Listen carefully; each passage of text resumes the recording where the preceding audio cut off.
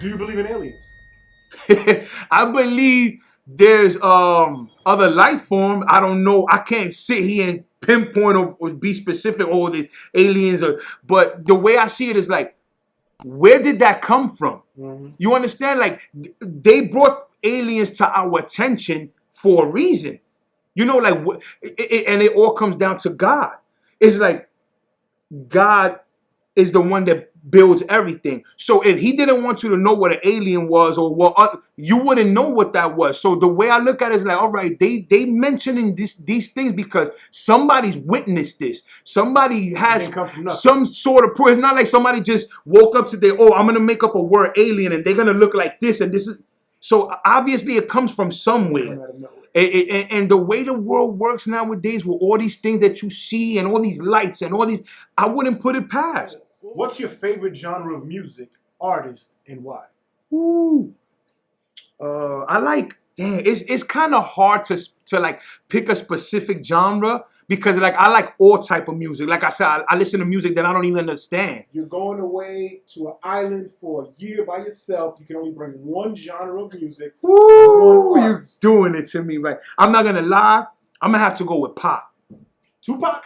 My favorite rapper of all time. Okay. Only, you know, a lot of people say that just to say it because it sounds like what people want to hear. The only reason why I say Pac is because when I was living at that time, when Pac was coming out with his music, everything, like a lot of the stuff he was saying, I was going through it, so I could relate to it. Tupac started out as a poet. That's how I started doing poetry, little writings and stuff. So it's like I understood and I related to his music. So we always had this stupid argument growing up. Oh, who's better, Big or Pac? And we will always go back and forth. And I will always tell people, Big was nice, but Big to me wasn't a lyricist. He was a straight, get to the point. Oh, you know what I'm saying? Great storyteller. I give him that. Great storyteller. But to me, he wasn't like Nas is a lyricist. Sure. You understand? Biggie was simple. He would just say things that people could relate to. And all right, we running with that. But Pac was a little more in depth. You know, like he'll give you the picture. Like he just like when he came, like when you seen Pac on the screen and he's screaming that thug, like he made you feel that. You know what I'm saying? Biggie was a little too more, like he was a little too relaxed for me. I like to use Mary J. Blige as an example. Mary J. People say, oh, she can't sing the best. I don't give a fuck she can't sing the best. You feel her. Yo, I hate when people say that. Because nobody, don't ever mention Mary. Mary's the queen, bro. So with her little leg dance. I feel her like, I would assume Tupac is like that. You feel him even if you're not. You know what I'm saying? Exactly. He's gonna say something that you're gonna remember, that you're gonna feel you went through something, anything. One of those bars that Pac hits you with is gonna land and you're gonna relate to it. Is there a truth about your life no one would know? A truth about my life? I don't know. Let me see. I don't know. I can't really pinpoint anything right now.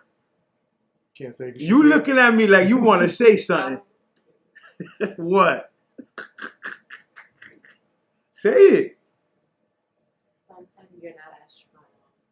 Oh yeah, but that yeah. No, I was actually gonna say, like, when he had asked me the question, like, oh, what I like least about myself, I was gonna say that earlier. I just, you know, like, it's a lot. But yeah, like, I like.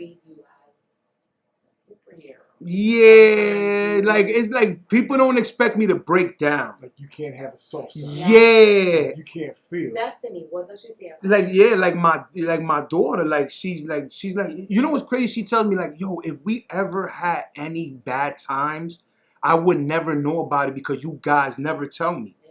You know what I'm saying? And she tells me, she's like, yo, if I see you, like if you break down, then everything breaks down.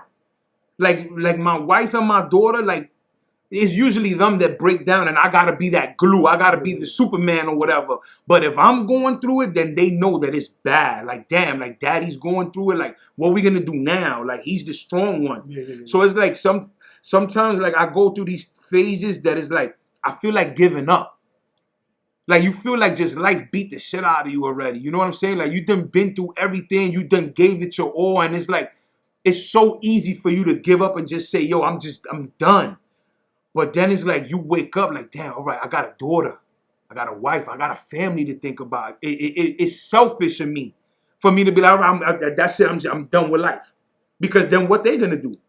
You understand? Like, if they're used to me being the backbone and the glue's not there no more, then what's going to hold them together? So what you're saying is people don't know that you do break down. I got a soft side. And people don't see. Yeah, I'm like I tell people, like, I'm a sensitive person.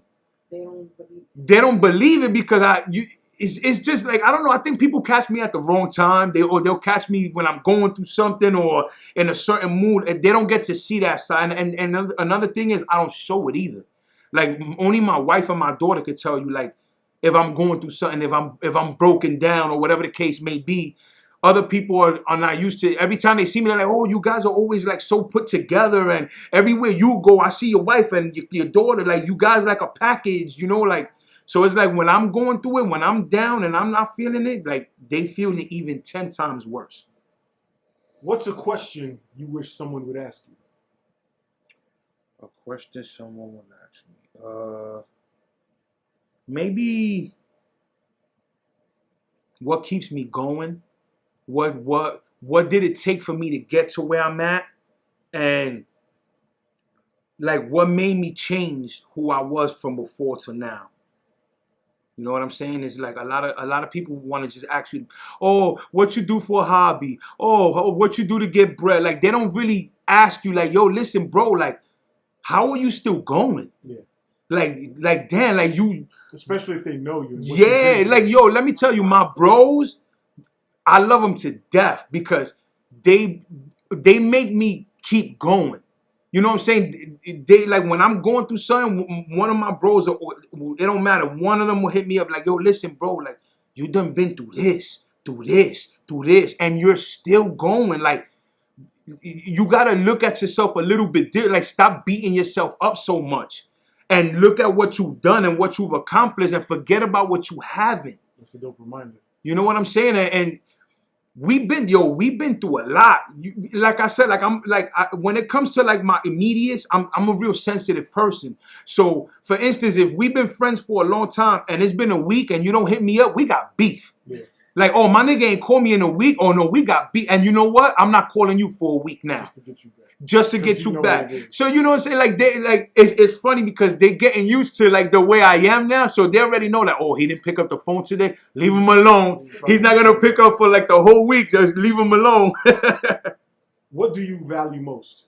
My family. Like I said, I don't have to be blood.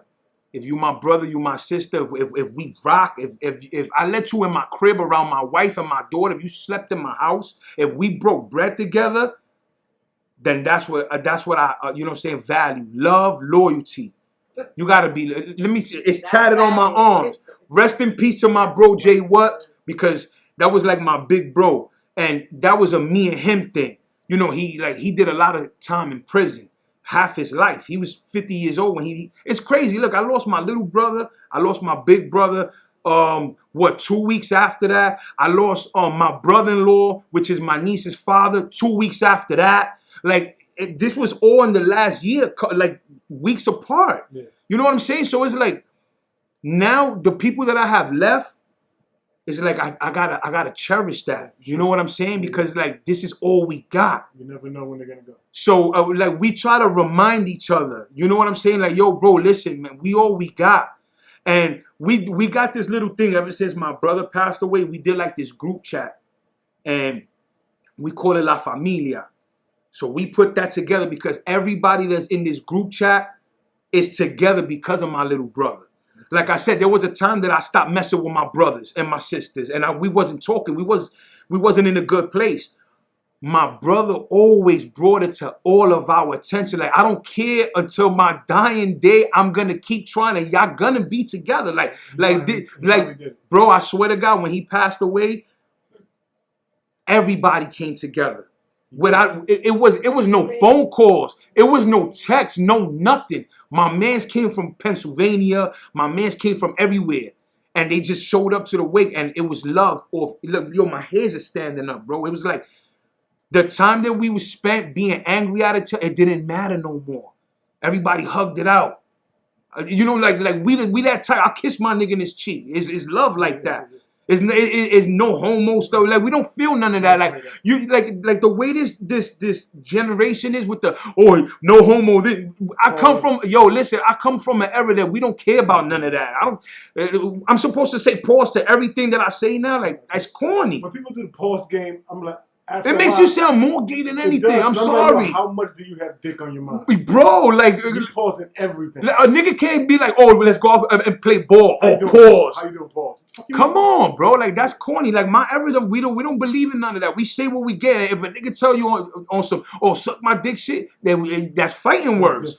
It's not, pause. No, none of that pause. We fighting and it is what it is. You know what I'm saying? Like, it's just corny. Like this generation I hate saying this generation because then they be these old head niggas be talking mad shit. It's not even about being an old head. It's just the morals these kids got today is nothing like ours. And we've also grown, so we've been through. Yeah, and they're just going through. One thing I will admit that a lot of dudes won't admit. We gotta take accountability for that as well. We was the generation before them. Yeah. So if we didn't show certain kids this is the way it's done, then that's our fault too. And a lot of people won't admit that. Be like, it's them. They wild. Yeah, man. Exactly. We had OGs just like they OGs. You understand? So it's our duty to put them in a right position. That's a fact.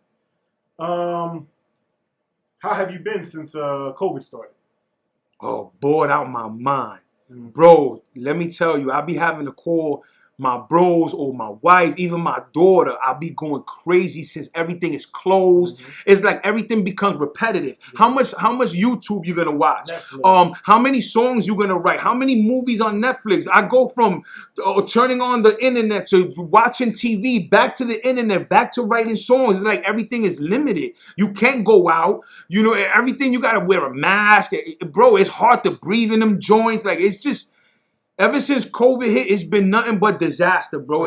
And I think it's funny, right? Because I think that's where the mental illness kicked up a notch. Definitely picked up. Because now you got people that's going through this, and now you're limited to even the little things you were doing before. So now it's like you got no choice but to just be dwelling in your thoughts. Yeah. You know what I'm saying? So it's like, how much can you do of one thing every day until it becomes repetitive and you don't even want to do it? There's sometimes that you wake up and you're like, why am I even up? Like to do the same thing again. Yeah. But it's just, you got to find something to do, bro. Definitely. And that's why I thank God that I always been to different things, like writing. You know what I'm saying? Like it could be, I could just write a hook today. I feel like I accomplished something. I did something different today. Yeah. Tomorrow I might finish the song. Tomorrow I might not. Today I might pick up a book. Today I might watch a movie. You just got to keep your mind entertained.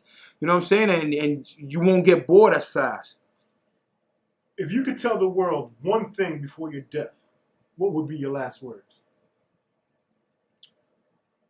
Don't waste your time being angry. Don't dwell over pettiness. You know, like the little things. Like take time and take advantage of the time that you have on this earth.